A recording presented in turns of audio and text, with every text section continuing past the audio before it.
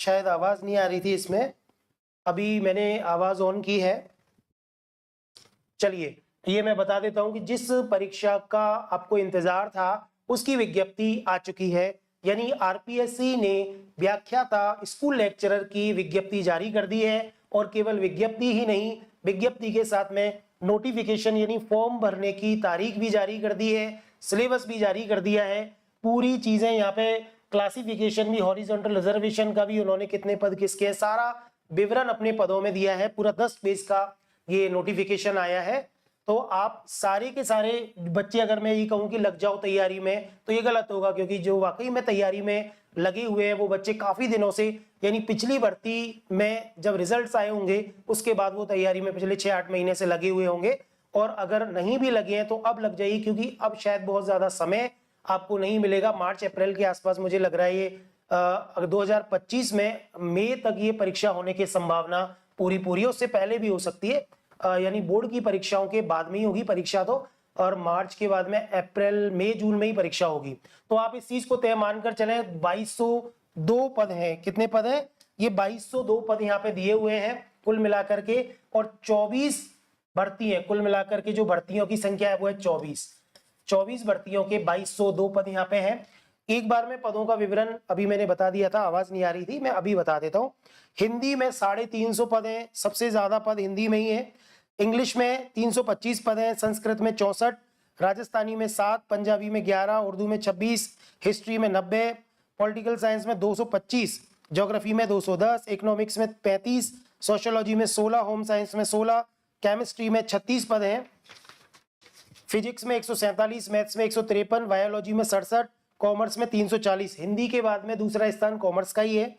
Drawing में 35, music में 6, physical education में 37 पद हैं। इसके अलावा कोच के पद भी 4 खेलों के कोच, जैसे रेसलिंग कोच का 1 पद, खो खो कोच का 1 पद, हॉकी कोच का 1 पद और फुटबॉल कोच के 3 पद यहाँ पर आए हुए हैं। तो इस प्रकार से पूरा विवरण यहाँ पे है। तारीख भी मैं बता देता हूँ, यहाँ पे आपको दी हुई है। और आयु सीमा जो मानी गई है इसकी, ये आयु सीमा 1 जनवरी, आयु सीमा की गणना इन्होंने की है 1/1/2025 से। यानी 1 जनवरी 2025 को न्यूनतम आयु 21 वर्ष होनी चाहिए और अधिकतम आयु आपकी 40 वर्ष होनी चाहिए। इसके अलावा आरक्षण, जो सामान्य रूप से जिन जिन को जो आरक्षण होता है, मैं अभी उनके बारे में भी आपको बताने वाला हूं।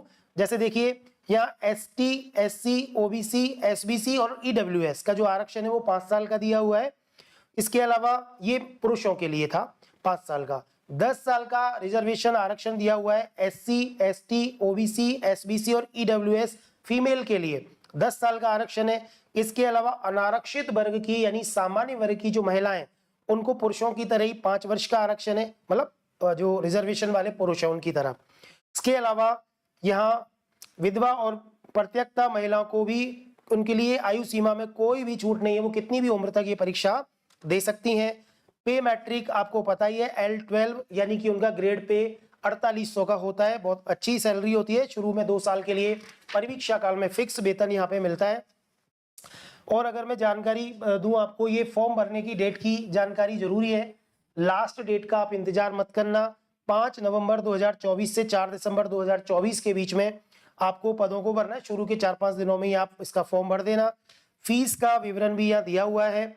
फीस आपको सामान्य वर्ग जो है, अनारक्षित वर्ग या पिछड़े वर्ग की क्रीमी लेयर जो है, या अति पिछड़ा वर्ग के क्रीमी लेयर अभ्यर्थी की 600 रुपए फीस है। आरक्षित यानी एसटी और एससी और नॉन क्रीमी लेयर जो भी है पिछड़े वर्ग में या अति पिछड़ा वर्ग में, नॉन क्रीमी लेयर या आर्थिक रूप से कमजोर यानी ईडब्ल्यूएस। इसके अलावा शहरिया अभ्यर्थी जो उनकी 400 रुपए फीस है। दिव्यांग जनों के लिए भी 400 रुपए फीस है। अब बात करें अपन एग्जाम की, तो इसमें जो एग्जाम दिया हुआ है, 2 पेपर होते हैं। ये दिया हुआ है पूरा विवरण विज्ञप्ति में। 2 पेपर होते हैं। पहला पेपर है, फर्स्ट पेपर जीके का होता है। इसमें कॉमन पेपर होता है 150 अंक का, और सब्जेक्ट का पेपर होता है यहाँ पे 300 अंक का। टोटल मिलाकर के 450 अंक का पेपर होगा। लेकिन जो विशेष बात इससे पहले की भर्तियों में नहीं होती थी, कुछ भर्तियों में चालू की है पिछले साल, इसी साल से ही, वो ये है कि इसके अंदर नेगेटिव मार्किंग तो होगी ही, 1/3 नेगेटिव मार्किंग होती है।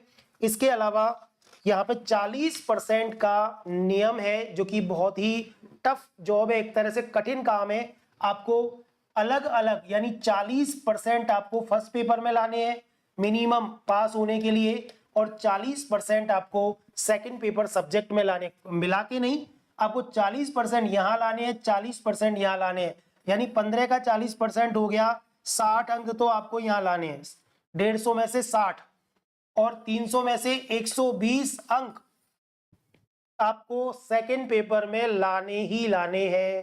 तो ये बहुत बड़ी बात है, क्योंकि बच्चे सब्जेक्ट तो सारा अपना पढ़ते ही हैं, पर जीके में कुछ बच्चों की पकड़ कमजोर होती है, विषय उनका बहुत अच्छा होता है, उसके बावजूद भी अब तक तो सिलेक्शन हो जाता था सब्जेक्ट के बेस पे, पर अब आपको फर्स्ट पेपर को भी बहुत ज्यादा ध्यान देना पड़ेगा। मैं तो कहूंगा कि फर्स्ट पेपर को ही ज्यादा ध्यान देना पड़ेगा, क्योंकि बहुत सारे बच्चे जो अपने विषय में पारंगत है, यानी अपने विषय में 300 में से वो 240 प्लस नंबर लाते हैं, वो यहाँ पर 20, 20, 18, 18, 10, 5, 5 नंबर पे रह जाते हैं। तो आपको यहाँ पे 60 नंबर की कम से कम तैयारी करनी है, विषय में तो आपको करनी है। इसके अलावा और भी इसमें दोनों पेपर दिए हुए हैं, समय भी दिया हुआ है किस तरह से आपका जो सब्जेक्ट का मतलब जीके का जो पेपर है, पहला पेपर, उसमें राजस्थान का इतिहास है, भारत का इतिहास है, इसके अलावा इंडियन नेशनल मूवमेंट यानी उसमें भारतीय राष्ट्रीय जो स्वतंत्रता आंदोलन है उसका है, मेंटल एबिलिटी है, स्टैटिक्स है, मैथमेटिक्स है, इसके अलावा हिंदी और इंग्लिश भी इसमें है, करंट अफेयर्स है, जनरल साइंस, पॉलिटी, ज्योग्राफी और ऑफ राजस्थान है। इसके अलावा यहाँ पे एजुकेशनल साइकोलॉजी, एजुकेशनल मैनेजमेंट और educational scenario in Rajasthan, right to children to free of compulsory education act 2009 इसमें दिया हुआ है। 5 भागों में इस पेपर को बांटा है, सबका बकायदा अंक विभाजन भी यहाँ पे दिया हुआ है। ठीक है, तो अंक विभाजन के हिसाब से आप तैयारी करेंगे।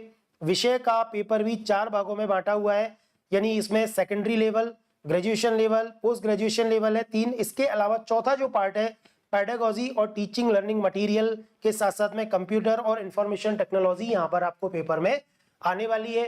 तो इस तरह से आप अब तैयारी में, मुझे लग रहा है, मुझे पता है लगे ही होंगे, और आप अगर नहीं भी लगे हैं तो तैयारी में आप जुट जाइए, क्योंकि देखो तैयारी करने वाले बच्चे विज्ञप्ति का इंतजार नहीं करते, ये विज्ञप्ति उनके लिए है भी नहीं, ये सूचना उनको पता था कि विज्ञप्ति तो आएगी, हाँ, पर ये था कि कब आए, सरकार कब निकाले।